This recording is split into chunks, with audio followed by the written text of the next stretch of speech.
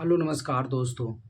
आज हम बात करने जा रहे हैं मुकेश सहनी का। मुकेश सहनी का मन क्यों नहीं लग रहा अब महागठबंधन में? जी हाँ, जब से मुकेश सहनी लोकसभा चुनाव के बाद से अस्थिर हुए हैं, अब उनका मन महागठबंधन में नहीं लग रहा है। चाहे महागठबंधन के कोई भी कार्यक्रम हो या चुनाव के बाद तेजस्वी यादव से मिलना हो, सिर्फ एक बार मिले, वो भी उनके पिता के श्राद्ध क्रम में। पिता के जब उनकी मृत्यु हुई थी उस समय भी तेजस्वी यादव वहाँ नहीं मौजूद थे, नहीं पहुँचे थे।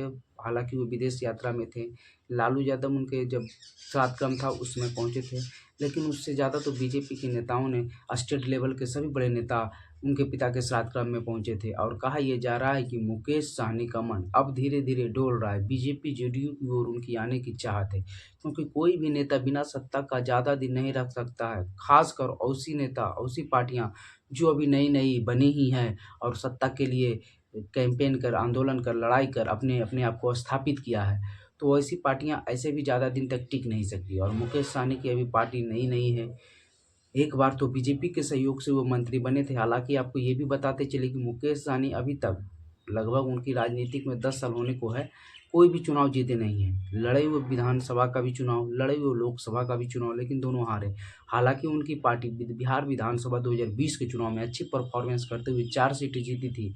लेकिन और मुकेश सहनी को भी उस समय एमएलसी बनाकर बिहार में मंत्री बना दिया गया था मत्स्य विभाग का, जिस समाज का वो नेतृत्व करते हैं अभी, मल्लाह समाज, और उन्हें मछली के कारोबार के लिए जाना जाता है।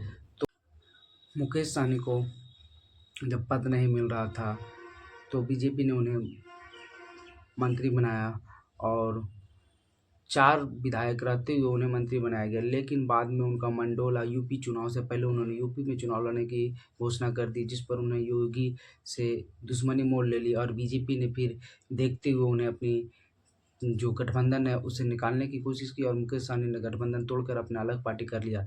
और उसी समय बीजेपी ने उन्हें 4 में से 3 विधायकों को तोड़ दिया था और 1 विधायक की तो उनकी देहांत ही हो गई थी। तो जिसके बाद से मुकेश सहनी और बीजेपी के बीच दुश्मनी, मतलब दोनों के बीच राजनीतिक दुश्मनी हो गई और दोनों एक दूसरे के खिलाफ हो गए। फिर मुकेश सहनी आरजेडी के साथ आ गए, लेकिन आरजेडी के साथ आने के बाद उनकी सफलता नहीं मिली। लोकसभा का चुनाव 2019 भी साथ में आरजेडी के लड़े थे, 0 सीट जीते थे। खुद खगड़िया से चुनाव लड़े थे, हार गए थे। इस बार फिर 4 सीटें ली और 4 या 3 सीटें ली और खुद लड़े, खुद नहीं लड़े, बाकी अपने 3 कैंडिडेट को उतारे और इस बार फिर उन्होंने चुनाव हार गए, सभी के सभी कैंडिडेट। तो उन्हें आरजेडी के साथ आने से कोई फ़ायदा नहीं मिला और कोई भी चुनावी जीत नहीं मिली, ना ही मंत्री पद आरजेडी बना सकती उन्हें, क्योंकि वो सत्ता में है ही नहीं।